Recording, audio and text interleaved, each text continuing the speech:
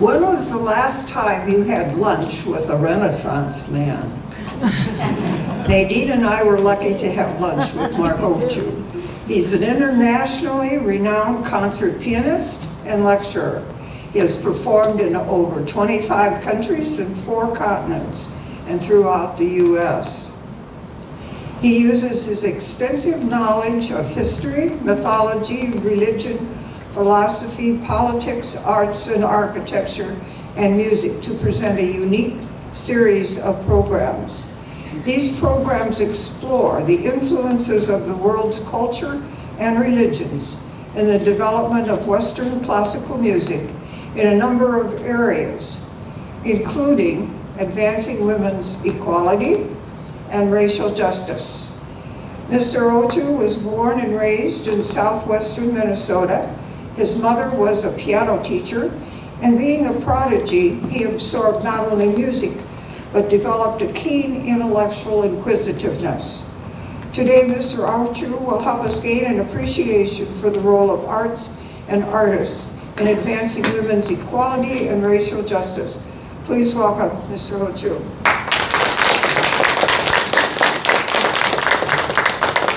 Thank you very much. I don't know if I can live up to that introduction. It's just a real pleasure to be here, and I've very seldom been welcomed in such a warm way by any organization, so thanks to Nadine and the entire staff here. So we don't have much time today. I have a tendency to go over sometimes, but anyway, the program that we'll be seeing today is, come on. Oh, please don't tell me we have technical problems here.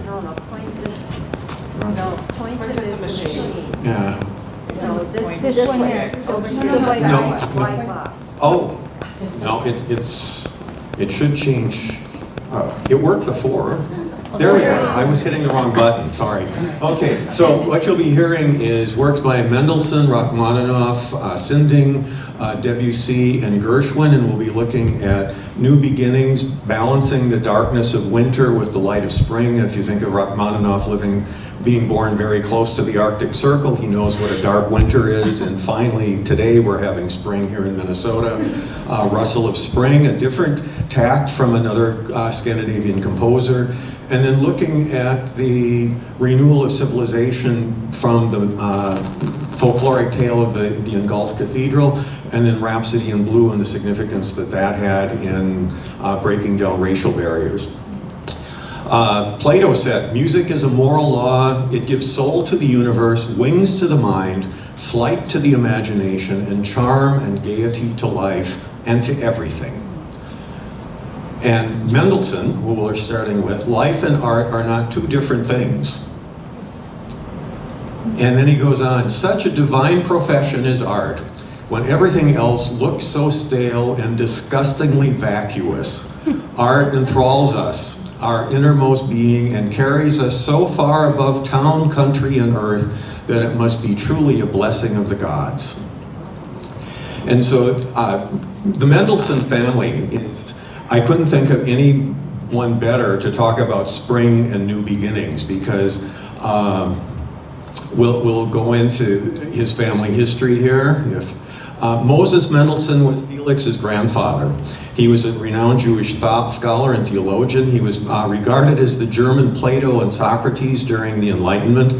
He won first prize on an essay on the mathematical proofs of metaphysics, and he beat out Immanuel Kant. That's how smart he was. He was granted projected Jew status by the Kaiser, and aside from German and Yiddish, he learned French, English, Latin, and Greek. He was the first German Jew to translate the Pentateuch into German. And out of his 6 children, only 2 of them remained Jewish. And we'll get into that in a little bit here. Now, Felix's father, he was a successful banker and philanthropist. He left Hamburg in disguise out of fear of Napoleon, who had moved to Berlin. He renounced Judaism and adopted the name of Bartholdy from his brother-in-law. And he raised his children without religion, but he later had them baptized when they were about age 7 in the Protestant Christians, and trying to start a new beginning, to have them assimilate into German society. And, oh, there we go. And years later, both Abraham and his wife were baptized in secret sometime after the children were baptized. It was said that there can no more be a Christian Mendelssohn than there can be a Jewish Confucius. And he was, after his father died, he founded, was a founding member of the Jewish Liberal Society Gesellschaft der Freunde. And so he was still very much connected to the Jewish community. And one of his favorite quotes is, "Once I was the son of a famous father, and now I'm the father of a famous son." Now, the other thing we have to talk about here as far as new beginnings especially for women, Fanny was 4 years older, and she received the same music education as Felix and was thought to even be more talented. She was a composer and pianist in her own right. At age 14, she memorized a whole book of Bach preludes. And it was said, she plays like a man, but that's precisely the problem. She was not a man. And Felix published her compositions under his name, but in 1846, which was right about the time that a lot of things were going on in the suffrage movement internationally, she published under her married name of Fanny Hensel. This is one of the most disturbing quotes. Her father Abraham wrote to her, "Music will perhaps become Felix's profession, while for you it can and must be only an ornament, for it may never form the core of your life." So, and she was finally recognized in the 1980s. And I think some of this prejudice has to do as well with some of, the Mendelssohn family weren't Orthodox, but I think that some of it has something to do with the Jewish orthodoxy and the attitude towards women and what their role was. So finally we get to Felix. His father Abraham provided this incredible, stimulating environment with artists and musicians, and it was a salon center. He was given the best education possible. At 9, he gave his first public concert. At age 11, he met Goethe, who compared him to Mozart, and later Felix sent Goethe's poems to music and orchestral works, especially ones that had to do with Goethe's fascination with Orientalism or Islam. At age 15, he wrote his first symphony, and he was both an accomplished performer in both piano and organ. He attended lectures in aesthetics by Hegel, which I think, that just blew me away when I saw that. At age 20, he conducted St. Matthew's Passion by Bach from a score saved by his mother-in-law, reviving an interest in Bach. Otherwise, Bach was considered passé, but Mendelssohn revitalized that. At age 26, he became the director of the Leipzig Gewandhaus, and then 8 years later, he founded the Leipzig Conservatory. He met Queen Victoria and Prince Albert. He made about 8 trips to London and toured throughout the UK. At age 38, he died after a series of strokes. So young, such a talented person. But his grandfather, parents, and Fanny preceded him in death from the similar kinds of conditions. And it was one of the sources that I read said that it may have something to do with his Ashkenazi Jewish background. And there might have been some kind of genetic thing that caused it. And Mendelssohn said about death, and he died, sometime after his sister, his parents, his grandparents all died. He said, "Where it is hoped that there is still music, but no more sorrow or partings."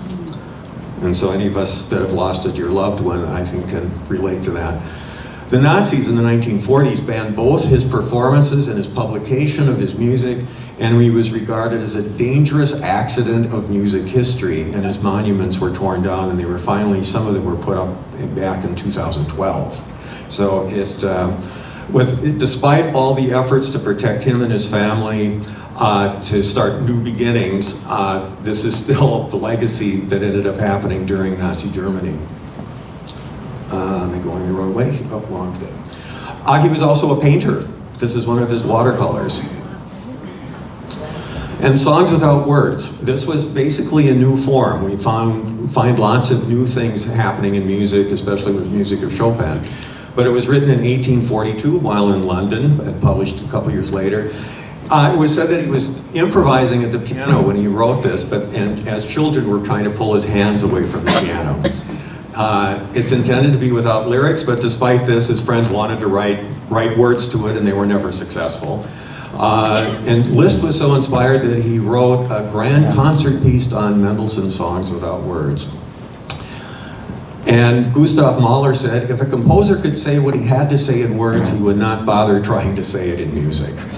So, I will be showing slides while I'm playing Spring Song by Mendelssohn, and this is the only one that's not painted during the period, but I thought it is still one of the iconic visions or images of spring, and so I wanted to include Botticelli's Primavera.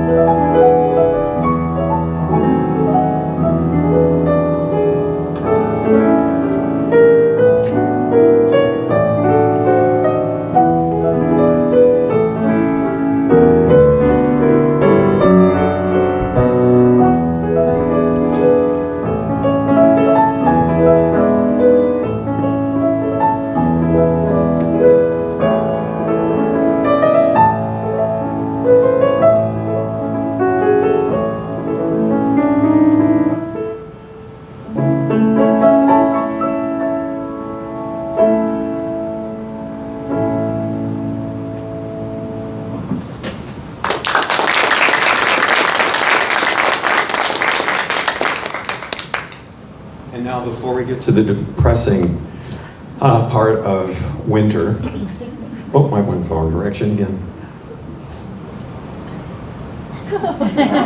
Oh, the sound.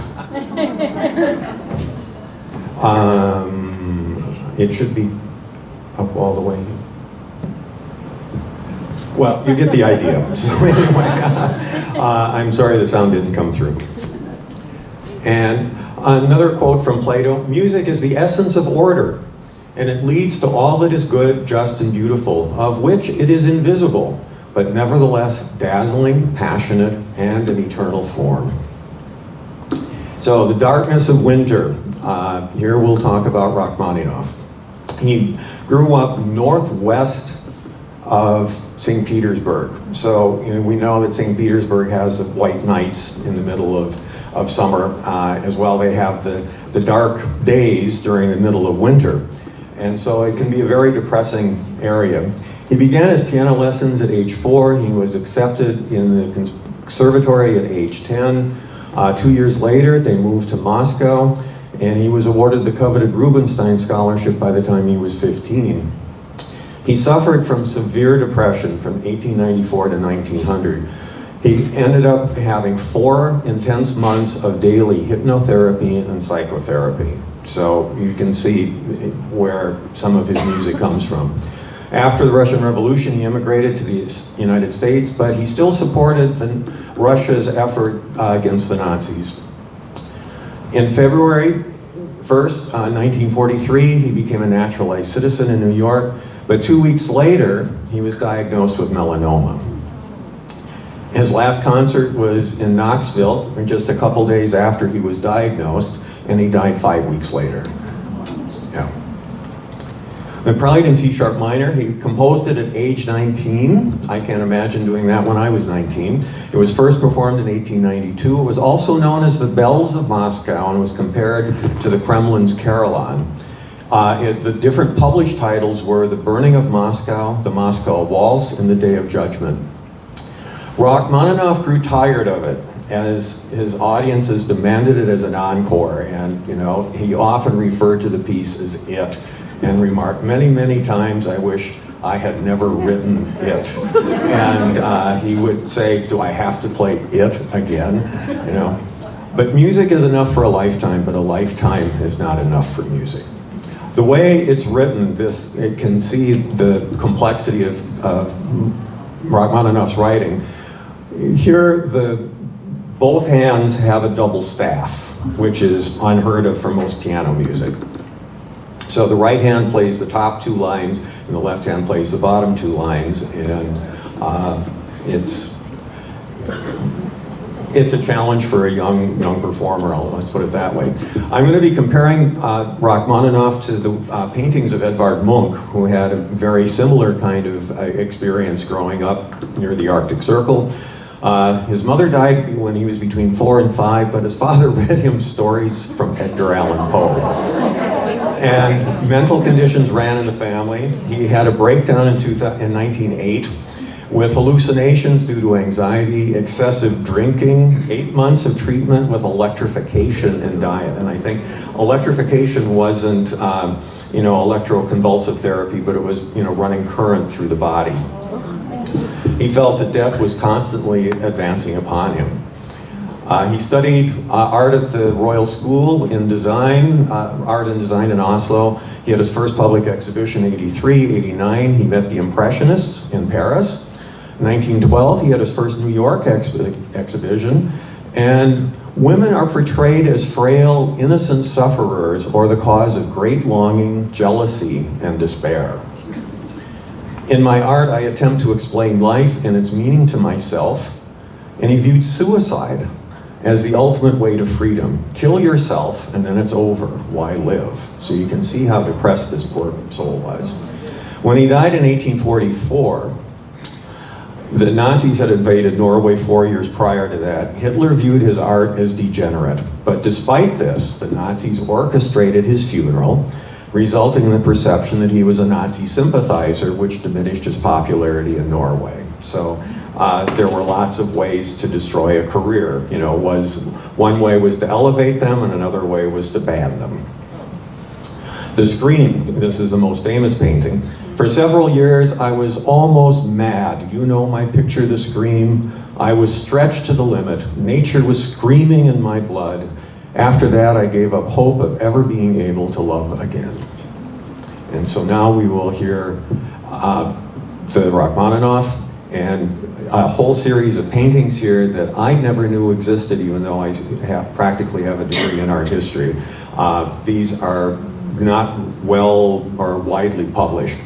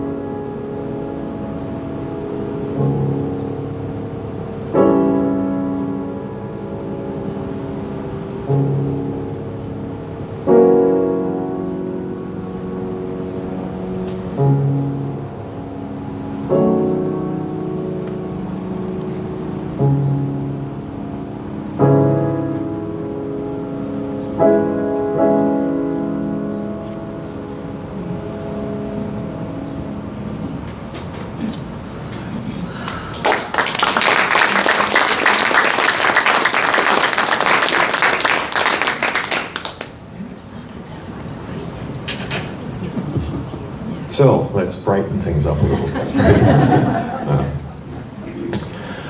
Rebirth of nature. I don't think any composer is probably better at this than Christian Sinding with his piece Rustle of Spring.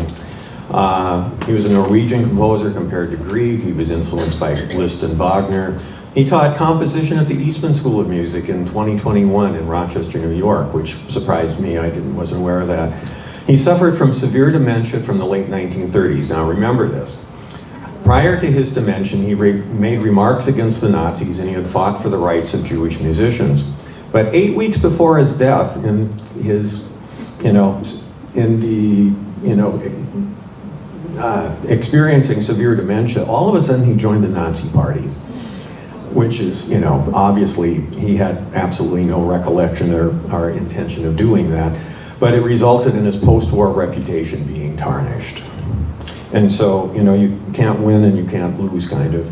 Nazis had a strong motivation to recruit Sinding due to his popularity in both Norway and Germany before the war. The piece, Rustle of Spring, was composed in 1896. It captures that restlessness of springtime, and it reminds me of the spring scene in Bambi. And it was salon music composed for entertainment. It was used in The Music Man.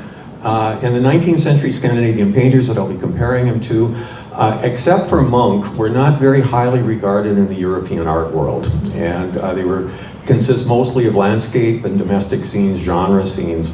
And it's considered to be more illustrative rather than high art. And it captures sentimentality rather than sentiment. It's, in a snobby art school kind of way, you could say that it was more a Hallmark card kind of art rather than high fine art. But anyway, here's Rustle of Spring, and starting out with a slide of Disney's Bambi.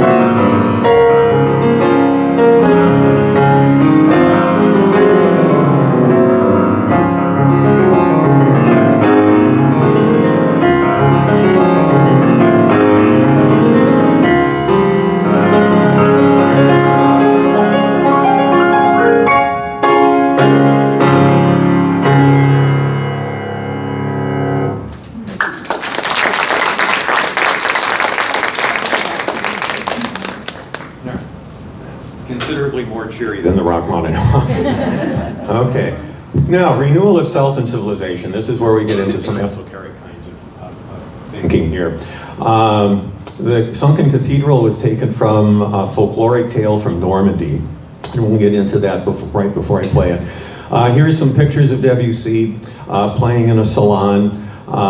Attended the same soirees as Monet. He was the first Impressionist composer and influenced by Oriental art. He was exposed to Javanese gamelan music at the Paris exhibition, which was reflected aspects of Buddhism and Hinduism. He was fascinated with esoteric thought and the hidden meanings in music, and we'll talk a little bit about that. He was also very much associated with the symbolist painters and poets, and I recently did a program where I compared him only to the symbolists rather than the Impressionists, and there's a strong connection there. He was diagnosed with cancer in 1909, and it was colon cancer, and he was one of the very first operations or very first people to receive a colostomy. And he remarked in his diaries that, in his letters, how much he hated it because it took him over an hour to get dressed in the morning. And his connection with esotericism, he followed mathematical formulas related to the golden mean and the Fibonacci number sequence and how he put his compositions together. And so it would reflect that natural order of things in what you were listening to. It reflects the Hermetic idea that the physical world is but a reflection of the spiritual world. As above, so below. And so it's that connection between spiritual and physical reality. In Latin, mundus imago Dei, the world is the image of God, which is considered the essence of Hermeticism. He studied the Jewish Kabbalah, Theosophy, Rosicrucianism, as well as the tarot. So he ran the full gamut. He was not exhibiting any kind of prejudice towards different kinds of thought at all. He played at an occult bookshop called Bailey's L'Art Indépendant, frequented by the symbolists. And his Preludes, a title, one of his critics said, a title justified by its vague and indeterminate nature, suggesting a double meaning. Now the piece I'm playing, the notes reflect the physical structure of the buttresses of a cathedral. And the fine buttresses in the cathedral are the same proportions as the harmonics in the golden mean, and the same proportions that we find in harmonics.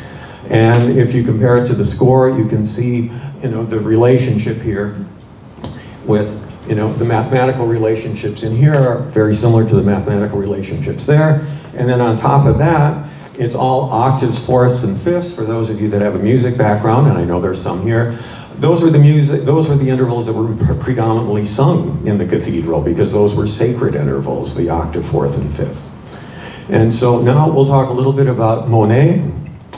Again, he was influenced by Oriental art, and it was reflected Buddhist and Shinto influences.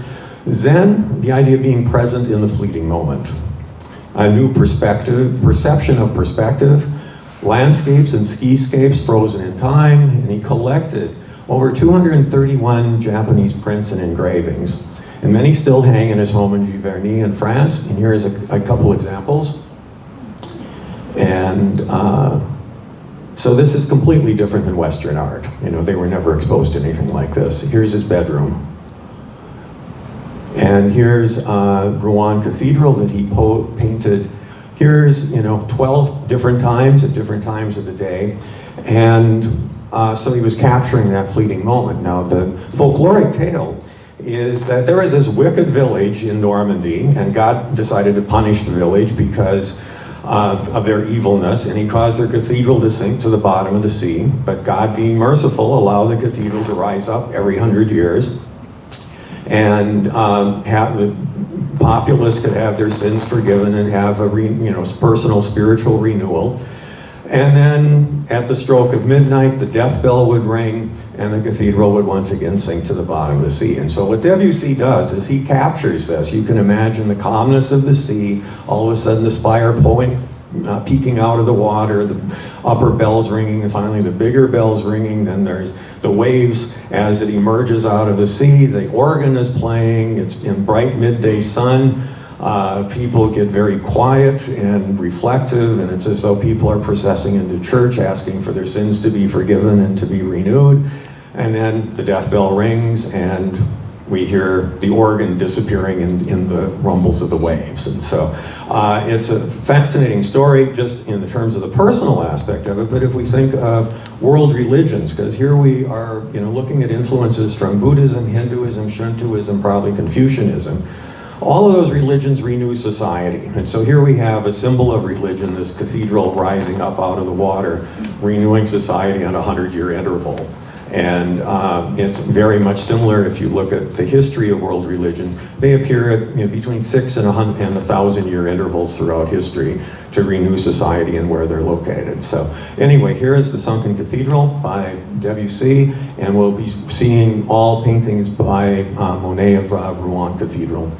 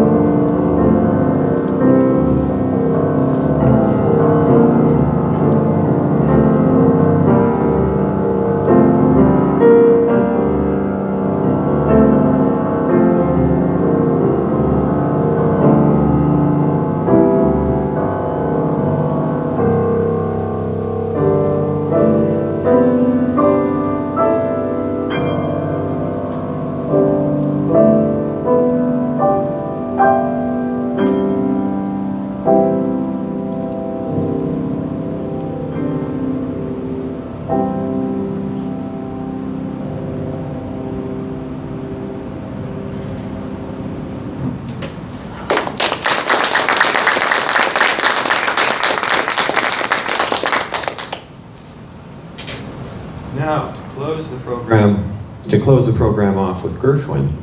Oh, wrong direction.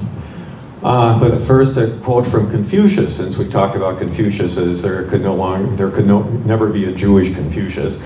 The superior man tries to create harmony in the human heart by a rediscovery of human nature, and tries to promote music as a means to the perfection of human culture. And I think Gershwin is one of these composers that does that, because he tries to rediscover human nature and promote music as the perfection of what human culture can be. Creating new societal norms. Here's Gershwin at the piano. His Rhapsody in Blue was composed in 1924. He had Russian Jewish immigrant parents. He was born Jakob Gershowitz or Gershwin, and he had classical training but was also an exponent of jazz. His career began in Tin Pan Alley in New York, where this was before publishing houses had copyrights, and so they would put their music in a music store and hire a pianist to play the music for the public coming in, so that it would sell music. And he collaborated with his brother Ira. They had a very deep relationship where, I'll take a second here, where if the words didn't fit real well to the music, Ira would change it, and if the music wasn't as good as the words, then George would change it. And so they had to, and there's no record of them ever having a major disagreement. He lived near Harlem in New York for most of his adult life when he became famous. And he lived in probably about 20 or 23 different places in New York, ranging from Brooklyn to Manhattan.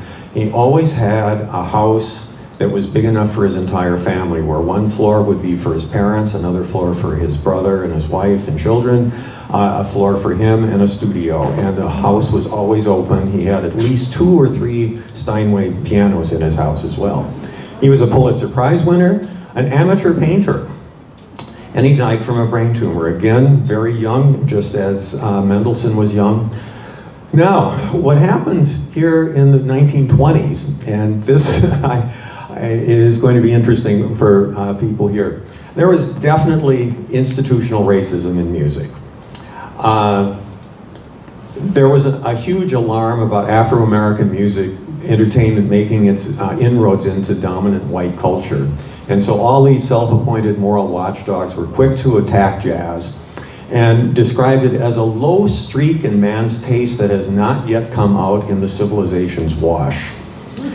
It was a time when public bodies and institutions, governmental agencies, politicians, educational and religious leaders, temperance organizations, Ivy League academics, and prominent individuals in all public life all seemed united in voicing anti-jazz sentiments. Poor jazz, it has been maligned in print and pulpit. All the sins of a wicked world have been traced directly and uncompromisingly to its door in a prestigious music magazine, the Metronome.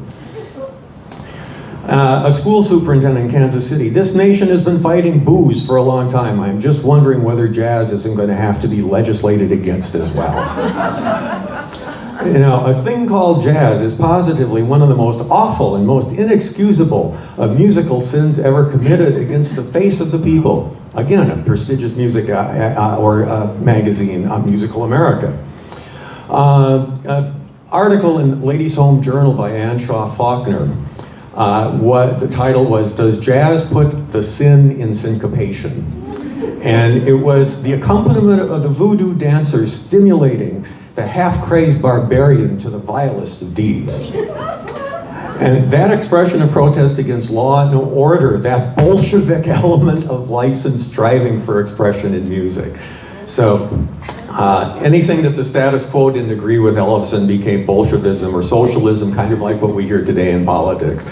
You know, it has a demoralizing effect on the human brain, has been demonstrated by many scientists. Never in the history of America have we more needed the help and inspiration that good music can and does give.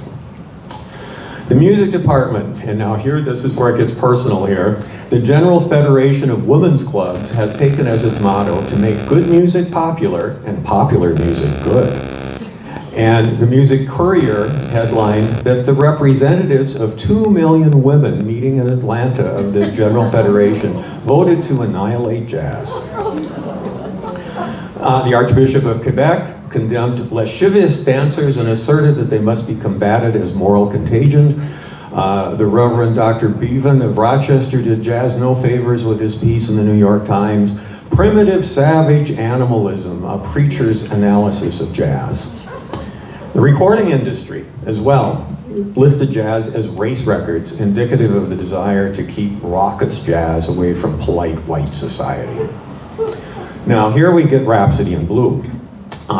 It was commissioned in 1924 by Paul Whiteman for a concert billed as an experiment in modern music. It was held on Lincoln's birthday and was referred to as the Emancipation Concert. It was held in Aeolian Hall, which was a prestigious location for classical music, and he combined jazz and classical pieces with over 26 different pieces in this concert. It challenged the notion that the concert hall was no place for jazz. And Gershwin read in the paper that he was going to be composing a piano concerto for this concert, and it was news to him, so he called Paul Whiteman. Paul Whiteman said, well, either you do it or somebody else will, so George took on the challenge, and this was only like a month before the concert. And the concert, when it finally happened, was attended by the gatekeepers of classical music, Stravinsky, Ernest Bloch, John Philip Sousa, Rachmaninoff, Heifetz, Fritz Kreisler, Leopold Stokowski, Godowsky, and other famous, entertainment people like Fred Astaire. It became a benchmark in music history. It was written in 3 weeks, and Gershwin said himself, I had already done some work on the Rhapsody. It was on the train to Boston with its steely rhythms, its rattle-to-bang that is often so stimulating to a composer. I frequently hear music in the very heart of noise. And there I suddenly heard and even saw on paper the complete construction of the Rhapsody from beginning to end. I heard it as a sort of musical kaleidoscope of America, of our vast melting pot, of our unduplicated national pep, of our national our metropolitan madness. The thing about this piece is that it integrates classical influences from his Russian and Jewish heritage. There's Jewish classical music as well as klezmer music elements in here, together with African American elements, jazz, blues, gospel music even. It establishes the legitimacy of the influence of African Americans, thereby changing the course of history. Until this time, Negro music was only studied by anthropologists because it wasn't considered to be real music worthy of musicologists. Gershwin changes that.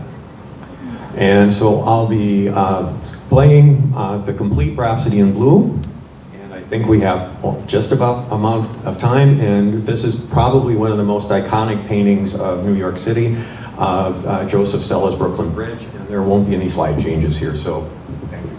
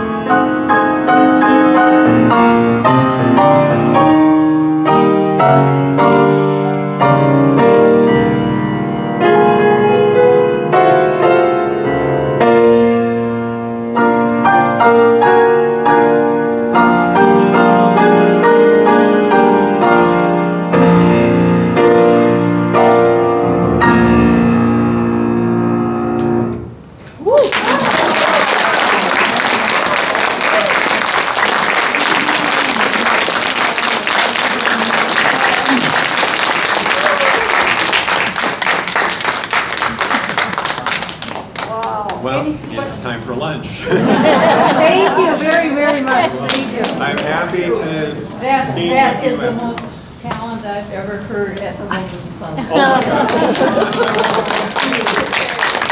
God.